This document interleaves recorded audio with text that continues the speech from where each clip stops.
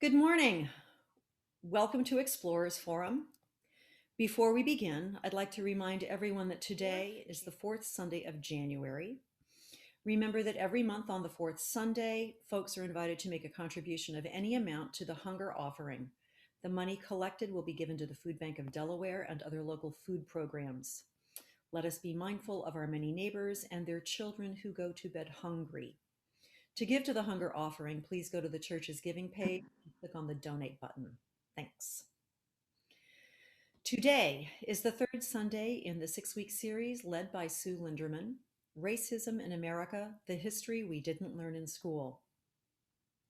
During the past 2 weeks, Sue has exposed us to many things that are unsettling and disturbing, yet so crucial for us to understand and grapple with. This week's installment is Public Policy and the Civil Rights Movement. And given today's topic, it sort of seemed fitting to recall Dr. Martin Luther King Jr.'s iconic statement as our opening prayer. God, grant that right here in America and all over this world, we will choose the highway, a way in which men will live together as brothers, a way in which the nations of the world will beat their swords into plowshares and their spears into pruning hooks, a way in which every man will respect the dignity and worth of all human personality, a way in which every nation will allow justice to run down like waters and righteousness like a mighty stream, a way in which men will do justly, love mercy, and walk humbly with God, a way in which men will be able to stand up and in the midst of oppression, in the midst of darkness and agony, they will be able to stand there and love their enemies, bless those persons that curse them, pray for those individuals that despitefully use them. And this is the way that will bring us once more into a society which we think of as the brotherhood of man. This will be the day when white people, colored people, whether they are brown or whether they are yellow or whether they are black, will join together and stretch out with their arms and be able to cry out, "Free at last, free at last. Great God Almighty, we are free at last." May it be so. Amen. Thank you, friends. We are so grateful to Sue Linderman for guiding us through this exploration. And Sue, welcome again. Thank you so much. I'm so glad to be here with you all. So indeed, I'm really grateful for the opportunity to share this time with you. As Margaret Ann said, this is class number 3 of 6, and our focus is on public policy and the civil rights movement. This marks a period in our country when racism in society and public policy spread beyond the South, in part because of population shifts such as the Great Migration, and also the outsized influence of Southern politicians in crafting federal policy. And all of this was undergirded by our country's failure to address the myth of racial difference. Other countries with similarly sordid pasts have embarked on a process called truth and reconciliation, and America clearly needs such a process. And so our focus in these 6 weeks is on finding more truth. And as Margaret Ann said, much of it is painful, especially for those of us who profess to believe that everyone is a child of God and that we are good people who seek peace and justice for all. So let's continue. With a brief recap, last week, we spoke about the power of white supremacy, especially in the South after the end of the Civil War. In fact, the loss in the war intensified the drive of the former Confederate leaders to dominate the Africans in the South. And these states passed a series of laws known as Black Codes that led to probably what you would call our second period of mass incarceration and the process of convict leasing. In 1896, a Supreme Court decision, Plessy v. Ferguson, basically made separate but equal the law of the land. And of course, separate was enforced, but the equal part, not so much. And all of that that separation was created and enforced by what's known as Jim Crow laws. The terror lynchings continued and actually intensified. And to this day in our country, there is no law against lynching. There have been 200 attempts in the Congress to pass an anti-lynching law, and it has failed every single time. The most recent was in 2020, when at last the House of Representatives passed an anti-lynching law. Prior to that, it had always been the Senate that would pass the act, but the House would not. In 2020, the House did, but the Senate, in the person of Rand Paul, declined to also pass it. And so still to this day, there is no anti-lynching law in effect in our country. Then we followed up last week with the Great Migration, when 6 million African Americans over the course of the period of time from 1916 to 1970 left the South and moved to the North and West. So today we're going to move to the mid-20th century, and we're going to look at a number of public policy actions, intentionally discriminatory public policy actions in the areas of housing, Social Security, the GI Bill, education, and the interstate highway system. There are others, but we're going to focus on these today. And then we're going to turn our attention to the 1950s and 1960s and the civil rights movement.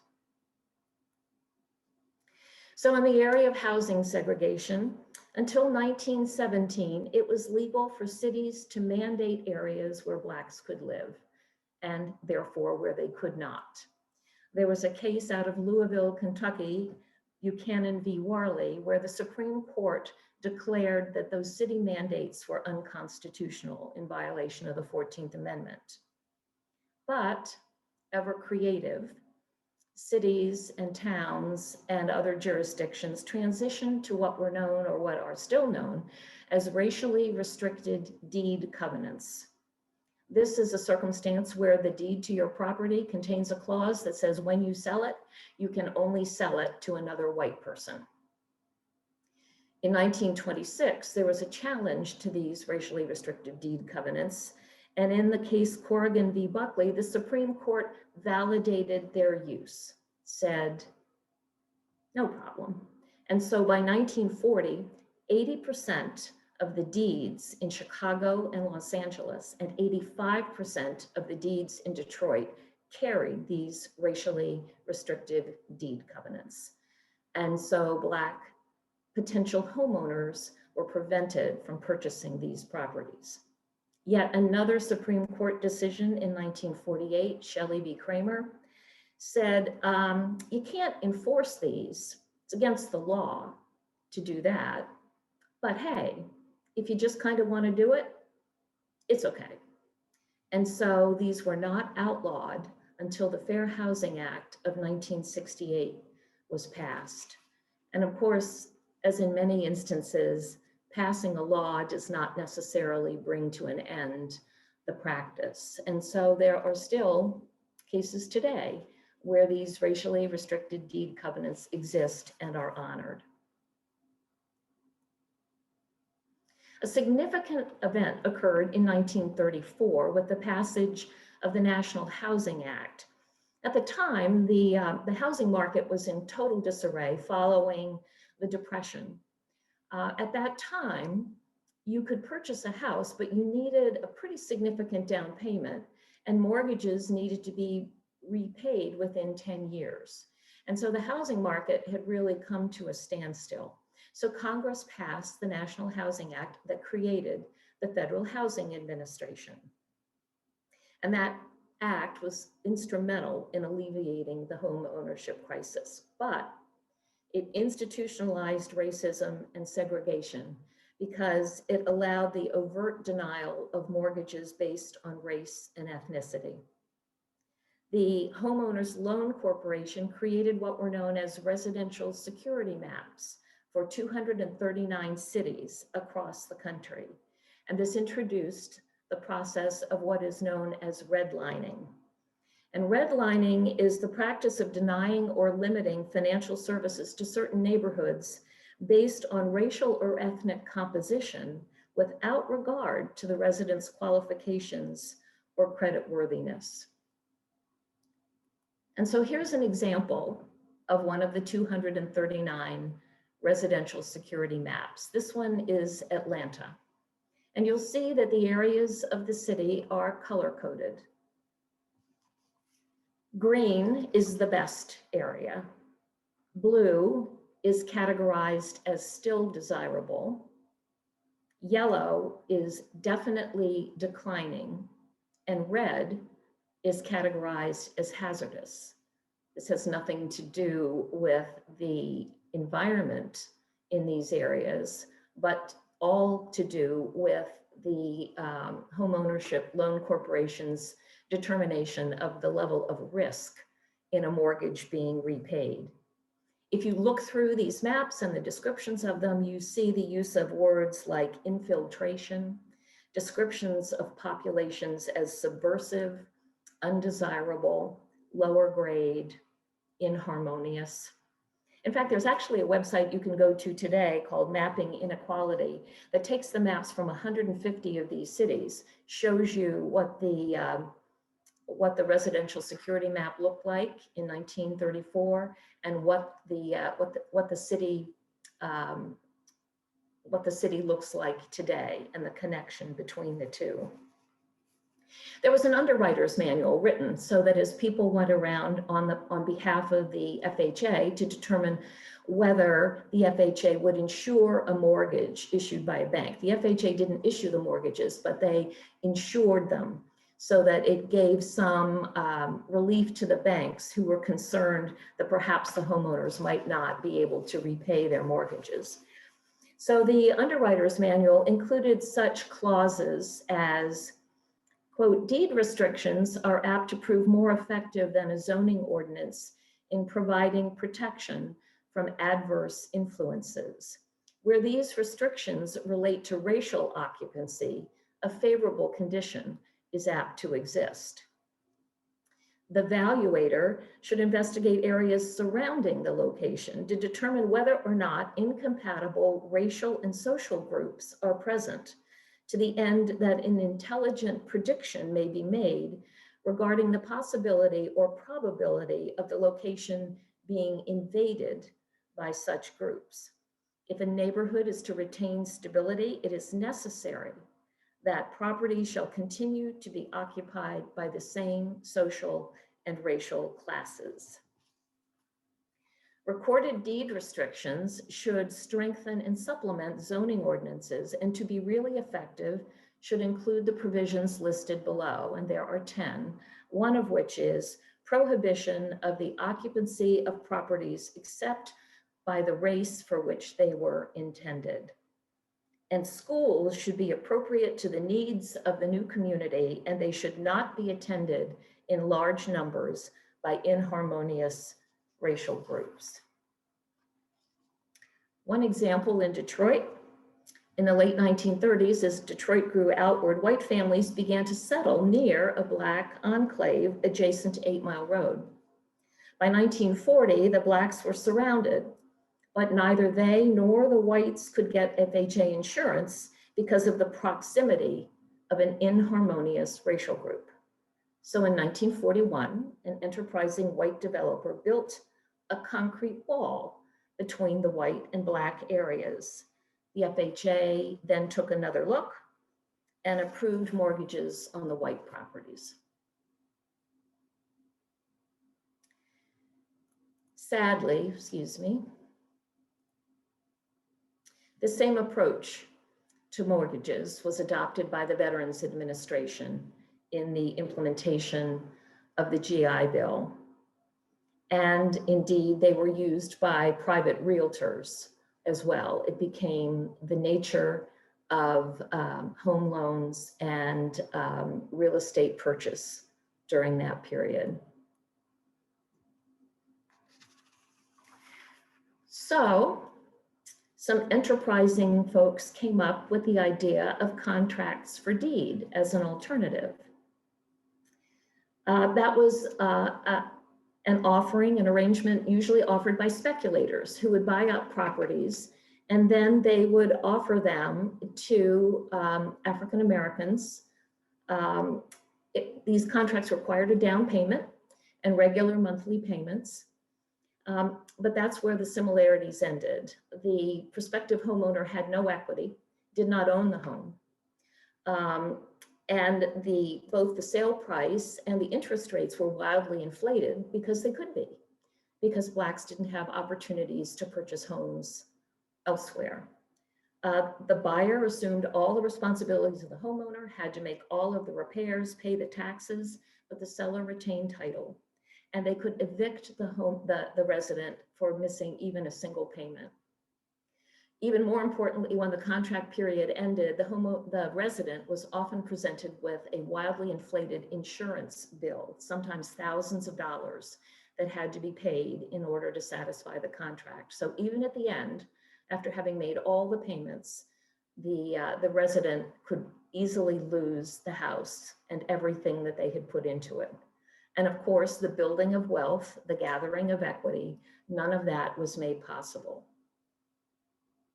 In order to accomplish this, these speculators would go into the yellow areas, maybe even a blue area, and they would hire Black women to push baby carriages up and down the streets. And then an agent would knock on the door and say, you know, it looks like they're coming. And you don't want to be the last on your block to sell your house. So I'll buy it from you now, and then you won't have to worry. So they bought these houses at below market prices, sold them at above market prices, at above market interest rates to keep the operation going. And if we look ahead in time to the subprime mortgage circumstance that led to such a catastrophe in 2008, it's predicated on much of the same values and approaches that were taken back during the time of the FHA and contracts for deed. And so this practice was only outlawed when the Fair Housing Act of 1968 was passed. So for 35 years, African Americans were essentially locked out of the housing market. And that included the period of time after World War II, when suburbanization became such an essential part of the societal moves. And in reality, HSBC paid several $1 billion in fines within the last decade for continuing this kind of practice even now.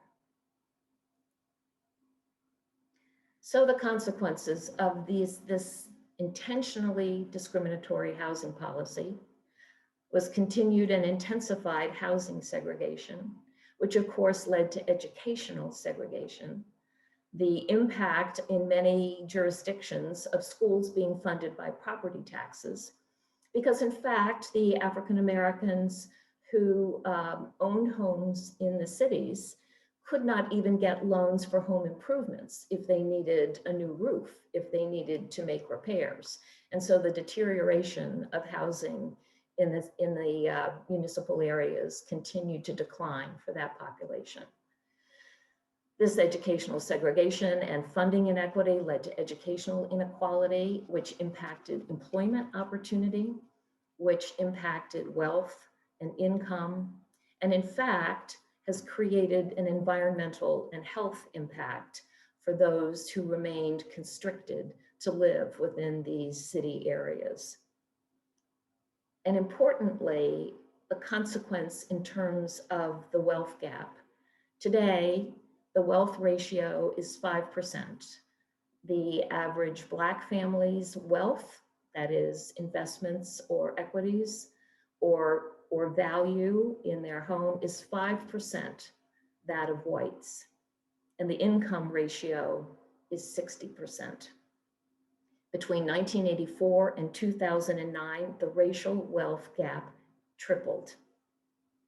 And today, on average, 41% of African Americans are homeowners and 73% of whites. As we look to other public programs, the Social Security Act was potentially a wonderful way of kind of shoring up economic capability, and particularly Title II, which included old age. Now that applies to me, and I really don't like that term very much. But anyway, old age survivors and disability insurance. But it did not cover domestic and farm workers. And 65% of African Americans were employed in those two fields at the time that the Social Security Act was passed. Now, adjustments were made in 1950 and 1954 in an attempt to expand the program's coverage, but the history of it and the backdrop meant that it really has never been fully implemented in meaningful ways for a large segment of our population. And the other benefit programs included in the Social Security Act were all implemented via block grants to the states. So the Social Security program issued funds to the states who decided how those funds would be distributed. And given our experience with other circumstances, particularly in southern states, but not only there, there was not much equity in terms of the way that those funds were ultimately distributed. Now, the Servicemen's Readjustment Act of 1944, known as the GI Bill, had the potential to help rectify so many of the disparities in capability, especially for all of the African American, largely men, but not only, who served during World War II. And it provided for mortgages and other loans and specific education benefits. But as it was implemented, it solidified discrimination in housing and education. It intensified segregation and had significant additional economic consequences. And the reason for that is that a Southern senator, as part of the compromise to pass the bill, insisted that there be a clause included that meant that the GI Bill would be implemented locally by the states. And there were no rules about the implementation from a federal standpoint. And so as we look at housing, the states continued the practices embodied in the FHA. And when it came to education, white veterans were directed often toward college classes. Blacks were not. There were a couple of issues with that. First of all, the number of historically Black universities and colleges could not take on the large numbers of Black veterans who were returning after World War II. Many Northern colleges and universities had quotas on how many Blacks they would accept, and Southern colleges wouldn't accept Black students at all. In addition, in many instances, Black veterans were directed toward vocational programs. Once they arrived, in many instances, they found that the materials available for learning the vocation or the trade were reserved for use by white students in the vocational programs. So even if they could get there, they would not get the benefits of the programs that were intended. And all of this against a backdrop of continued violence. We know that lynchings continued well into this period of time, largely in the South, but not only.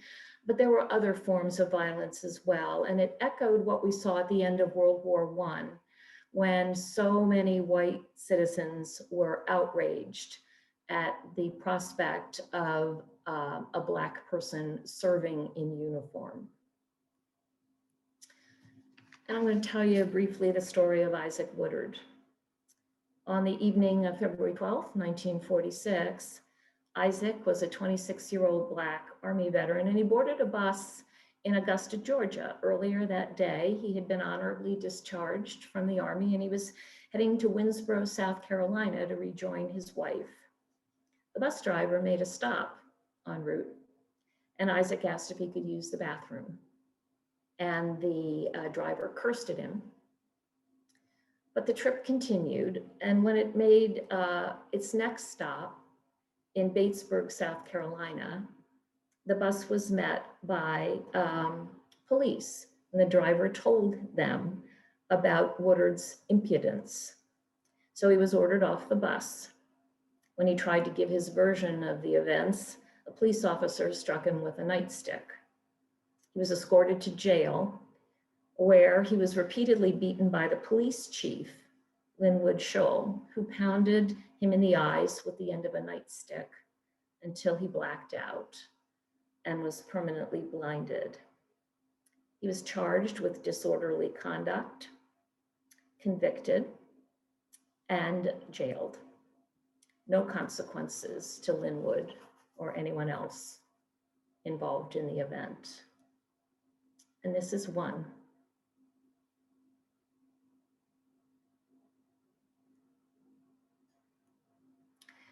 We turn now to education and the impact of the 1896 Supreme Court decision Plessy v. Ferguson on separate but equal. And we do know separate was true, equal not so much. And it was predicated in the education arena on the underlying assumptions about Black inferiority and inability. So by the time of the Brown v. Board of Education decision, in Alabama, Georgia, Louisiana, South Carolina, and Mississippi, almost 5 million African Americans, more than half of them had less than 5 years of education. In South Carolina and Louisiana, 60% of African Americans had no more than a 4th or 5th grade education. By 1950, in Delaware, there was one high school that African Americans could attend. It was Howard High School in Wilmington. So if you lived outside the city limits, or heaven help you in Kent or Sussex County, you either had to find a family that would let you live with them while you attended Howard, or you didn't go to high school. So at that point in time, the average education of an African American in Delaware was 7.2 years. The case was filed in 1952, decided in 1954. Fred Vinson had been the Chief Justice of the United States when the case was filed. Delaware was one of the 5 parties to the filing. But Fred Vinson died, and President Eisenhower named former California Governor Earl Warren to be Chief Justice of the Supreme Court. And Eisenhower invited Warren to a dinner party at the White House so that he could explain to Warren, or they could explain to Warren, as Eisenhower said, Southerners are, quote, not bad people. All they are concerned about is to see that their sweet little girls are not required to sit in school alongside big overgrown Negroes. So the case was decided that schools needed to be desegregated, and resistance was massive. The District Court for Delaware declared a 12-year delay in implementation. In the South, it was extraordinary. Prince Edward County in Virginia closed their public schools from 1959 to 1964. There was no public education in the county for that period of time. But Southern white segregationists sent funds to Prince Edward County so that white private schools could be established and those students could continue their education. Alabama, Georgia, Mississippi, and South Carolina declared that the federal courts had no jurisdiction over them and they didn't have to pay any attention to the decision that was rendered. Georgia repealed the 13th, 14th, and 15th Amendment and voted to impeach the Supreme Court. And what was known as the Southern Manifesto was created and implemented, and it was all about stall and defy. In fact, the Alabama Constitution to this day still mandates segregated schools. There were 2 referenda attempting to remove that clause from the Alabama Constitution in 2004 and 2012. Both of them failed. So I'm old enough to remember all of this. The Little Rock Nine attempted to desegregate the Central High School in Little Rock, but that initiative failed, was suspended. The Little Ruby Bridges in New Orleans undertook the task of desegregating William Frantz Elementary School in 1960. There were actually 6 little first graders whose families had agreed that their students would integrate William Frantz Elementary School. But the night before school started, Ruby's parents got a phone call that the other parents had all changed their minds and would not send their students to school with her. So she went by herself, escorted by federal marshals. The local grocery store banned her parents from being able to shop there. Her father was fired from his job. Her grandparents were evicted from their home. And in fact, when it was announced that Ruby was going to be when it was announced that the school would be integrated, every single teacher in the school, save one, refused to have any of these children in their classes. The one exception was Barbara Henry, who had moved to New Orleans from Boston. And so for that school year, Barbara Henry and Ruby had their classes one-on-one, while the other students eventually resumed school in the other classrooms using the playground and the cafeteria as though nothing had happened. I had the opportunity to hear Ruby Bridges speak at Smith College a few years ago, and she's an extraordinary woman who has continued to be an active civil rights activist. But you know, there she is, and was memorialized in this painting by Norman Rockwell entitled "The Problem We All Live With."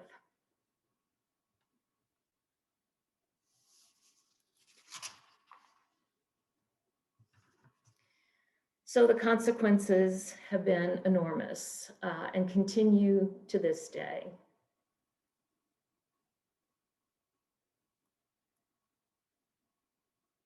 I'm not going to spend a lot of time on this. I have a whole separate class on the interstate highway system and its impact in the context of race and racism in our country.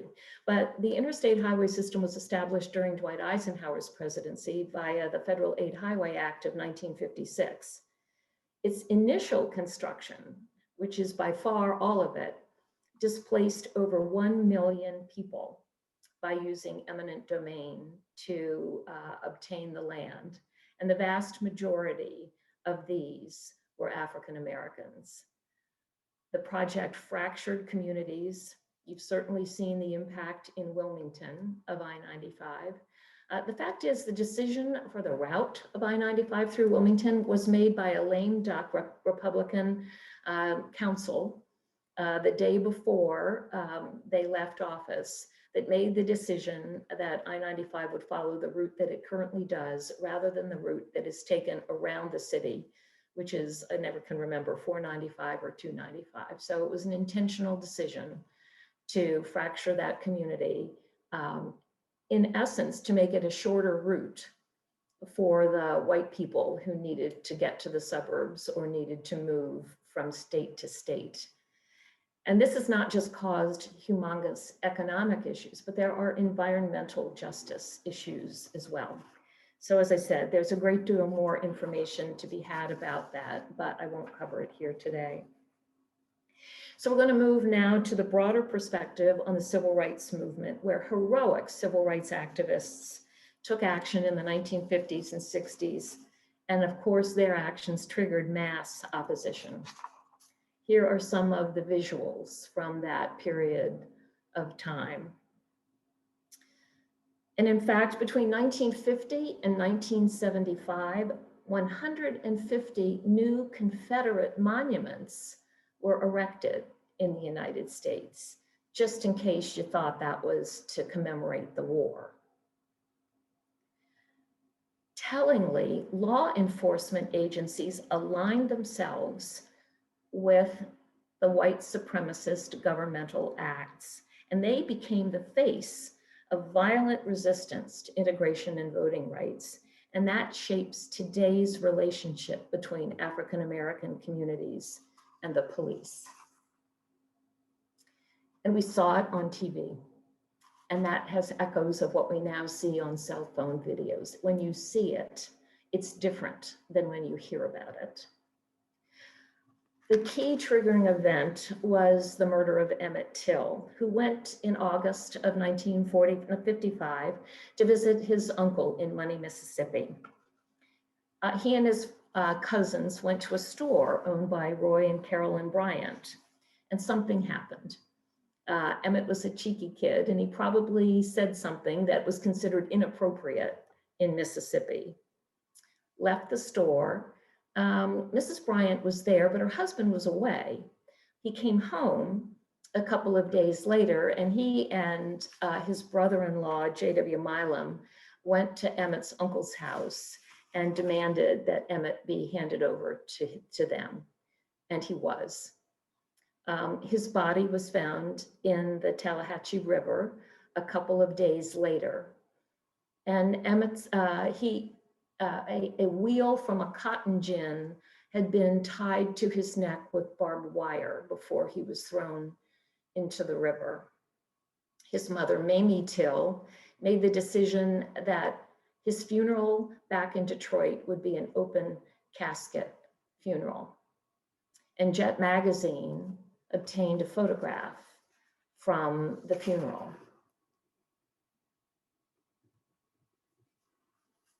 And the publication of that image is not one that anyone can forget, nor did they. So 1955 marked the murder of Emmett Till. In 1956, the Montgomery bus boycott took place. That was a one-year boycott. 99% of the Black residents joined in that boycott. They organized other forms of transportation. And ultimately, in a case, Browder v. Gale, which was actually a separate initiative, resulted in banning segregation on buses. The Greensboro lunch counter boycotts in 1960. In 1961, the Freedom Rides began in May. On May 14th, actually, one of those buses, the first bus, arrived in Anniston, Alabama, where they were awaited by protesters who shot out the tires and then threw a bomb into the back of the bus. As the Freedom Riders sought to escape, they were attacked and beaten by the mob. And there were photographs of all of this. This began to appear in people's living rooms. 1963, of course, marked the March on Washington in Washington, D.C. I have a personal story about that I'd be happy to tell you at another time. Then at 10:22 in the morning on September 15th, at the 16th Street Baptist Church, the children were preparing for Youth Day when a bomb, 19 sticks of dynamite set under a stairwell nearby were detonated. And Addie Mae Collins, Carol Robertson, Cynthia Wesley, and Denise McNair were killed. Sarah Collins, Addie Mae's sister, was blinded in the attack. The KKK acknowledged that they had planted the dynamite, that they had done it on purpose. There were 3 trials of the 4 self-confessed perpetrators. The first not until 1977, and then 2 more in 2001 and 2002. The 4th perpetrator died before going to trial. But for all those years, this action was carried out with the same kind of impunity that we have seen over and over and over again in our distant past, and quite obviously in our current circumstance. In 1964, in Philadelphia, Mississippi, 3 civil rights workers were stopped, a traffic stop, and they were killed by police. In 1965, the Selma to Montgomery March, which we have seen more of recently, particularly around the time of the death of John Lewis, took place. In 64, the Landmark Civil Rights Act was passed by Congress. In 65, the Voting Rights Act passed by Congress, and 68 marked the assassinations of Martin Luther King Jr. and Robert F. Kennedy, all of which brought to an end, if you will, what is considered the modern civil rights movement. It was a turbulent time. Much was accomplished. Like Reconstruction, there was hope for the future. Some of that hope has been realized, but the backlash has been extraordinary in much the same way, and much remains to be done.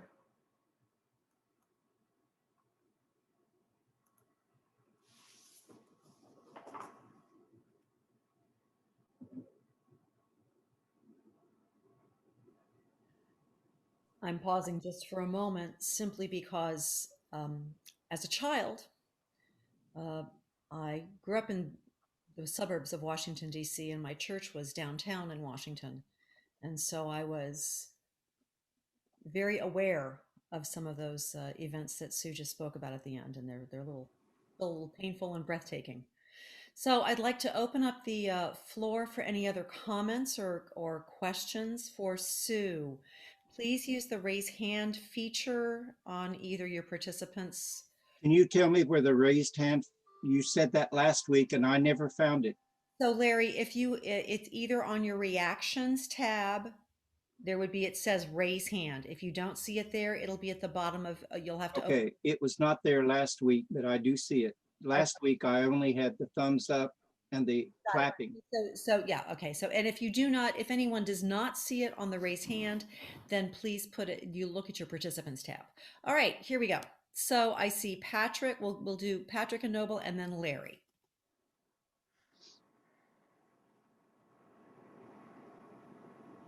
Noble, you need to unmute. I listened to this with a certain sense of deja vu. I grew up in Chester, and my family was sort of rather affluent compared with many of our Black neighbors.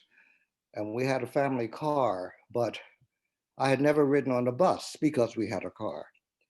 And my father, just out of the military, had taken a job as a cook. I don't know if I told the story, in Towns End. And so my mother, my younger brother, and I was 7, got on the bus in Chester. We sat in the front.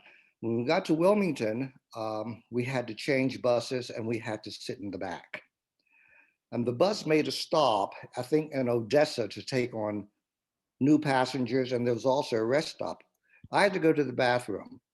And the rest stop restaurant was newly constructed and there were no sidewalks. It was pouring rain and there were just 2x8 planks going from the bus to the entrance. And so my mother, my brother, and I rushed with the other passengers to the restaurant to get out of the rain.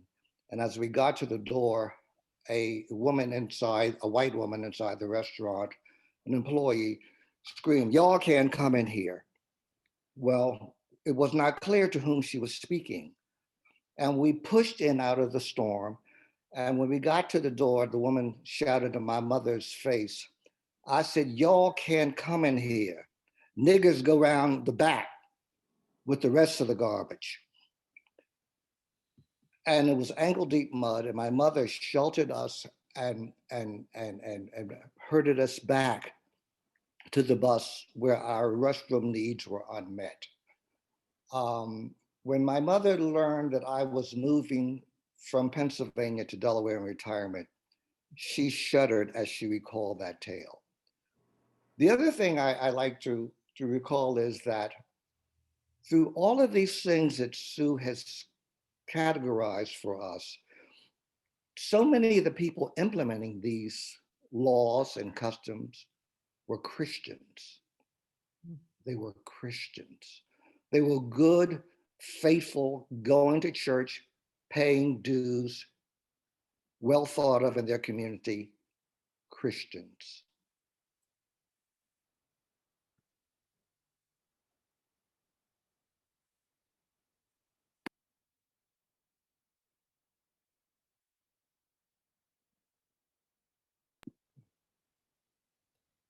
Noble, thank you for your courage and honesty in sharing those experiences.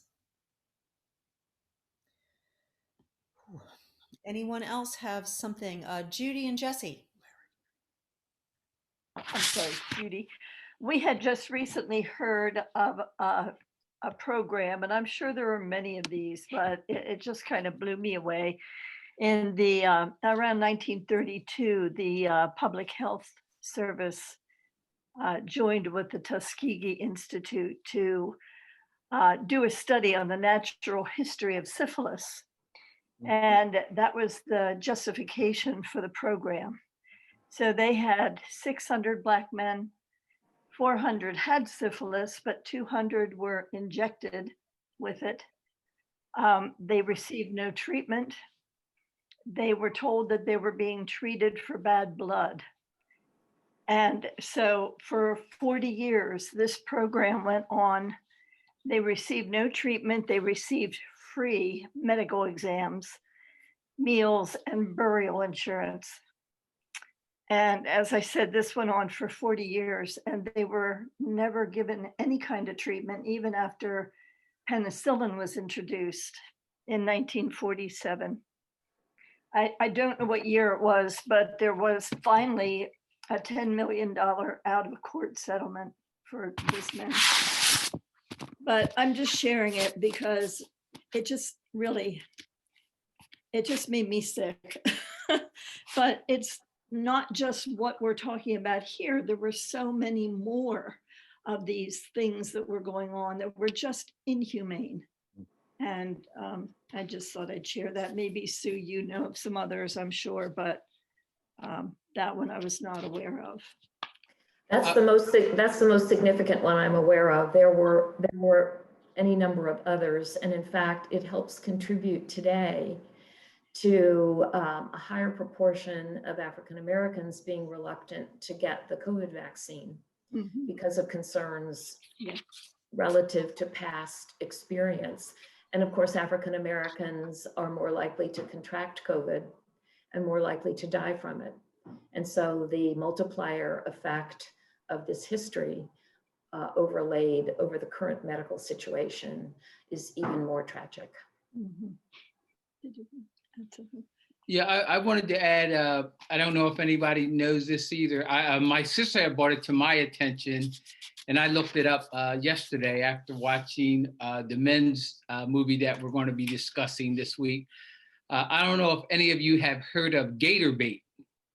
This is where they actually, down in Florida, took little Black babies and put them out on ponds so they could attract alligators, so they could get the alligators out, so they could get alligator meat. But they used the Black babies for gator bait.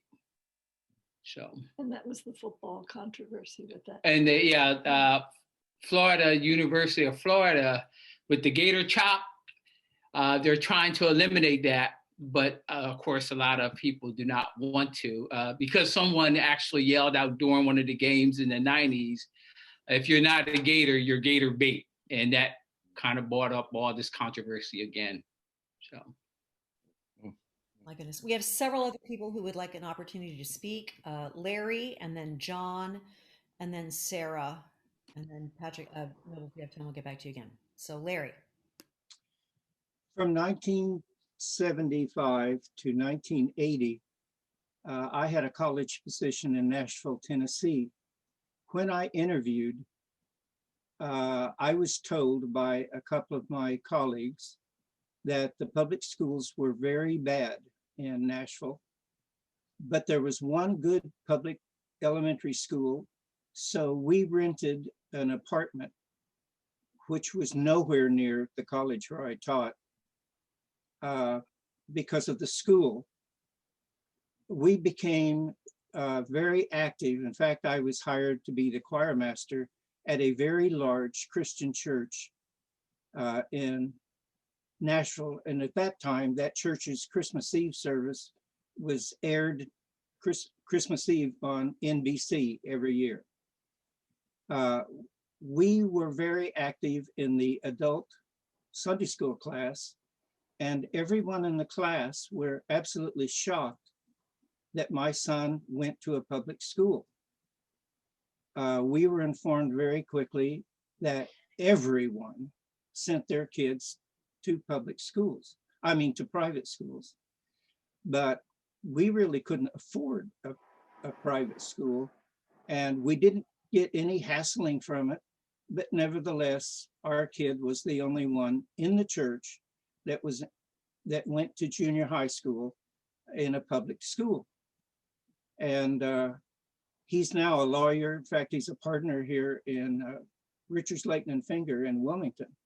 So he wasn't hurt in any way educationally, but we were just surprised that we saw nothing within the church itself that was discriminating. But our friends made it very clear that we were making a big mistake not to have our son in a private school. Our daughter didn't begin school until we moved to Delaware. At that point, she was a preschooler, so that wasn't an issue. But I just thought I would share that when you were talking about education. Thank you, Larry. Speaking of education, John. Sue, just a quick question. You mentioned a time period in which a certain number of monuments were built and when, and I sort of missed that, and I apologize. I was wondering if you could reiterate that.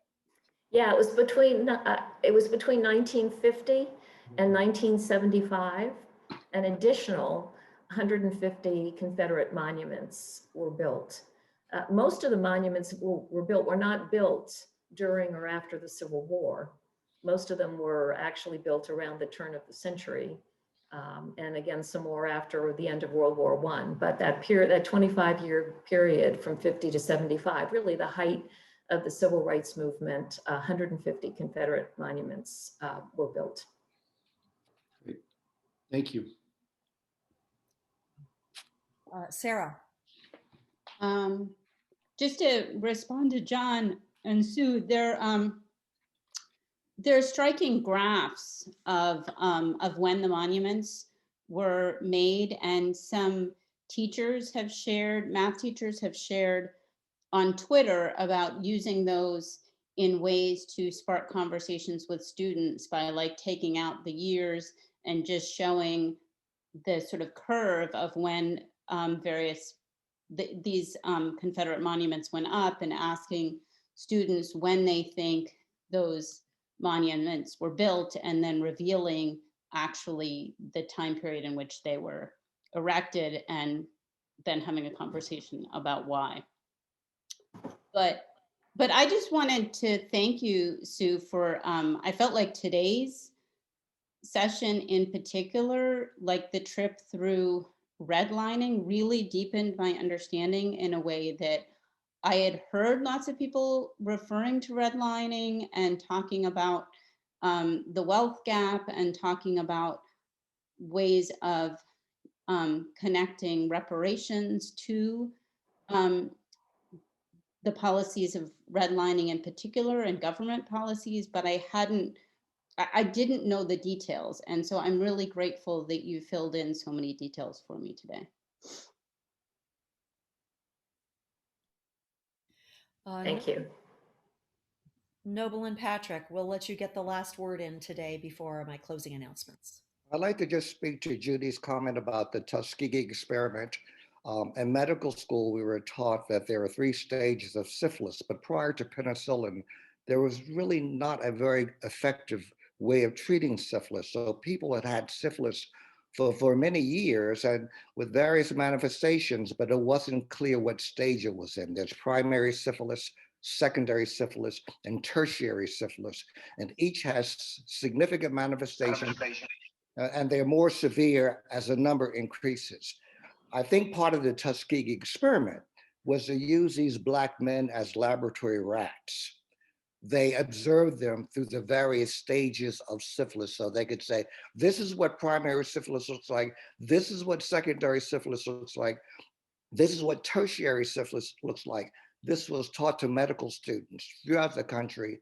And these poor souls in Tuskegee were the laboratory rats who enlightened us as students. I just have one comment I'd like to make regarding redlining and mortgages and all that. Recently, in fact, just as recent as the end of last year, Noble and I refinanced our home here. And the process was very smooth until we got to the very end. And the mortgage company wrote us an email. It was Keystone Mortgage Company Bank. And they wanted to know, they said they had checked our social security numbers and Noble's social security number popped up. They said there was no problems. They didn't find any, what would they call it? Trying to remember what they called it. They didn't find any issues, no criminal activity or anything, but it was suspicious. They asked him to prove his citizenship at the end of, and they said the main reason was because he didn't have a signed social security card until after the age of 18. Now, I don't know about you guys. I don't think I had a signed social security card before, it was well after the age of 18, I'm sure. And so that was their basis to investigate and make sure that he actually was a citizen of the United States. They never asked me any of this, by the way, just Noble. Goodness. Well, Patrick, I'm with you. I think I was 16 when I got mine. So, Yeah. So thank you. And thank you everyone for your questions. And again, Sue, thank you so much. Again, challenged and challenged us and given us so very much to ponder. Next week, Sue Getman will host the 4th installment, exploring mass incarceration and the war on drugs. So I do hope everyone will be able to join us again. And Sue, thank you so very, very much. It's wonderful to be with you. Thank you all for being here. Thank you, Sue. Bye-bye, friends. Bye, everybody. Bye. Bye.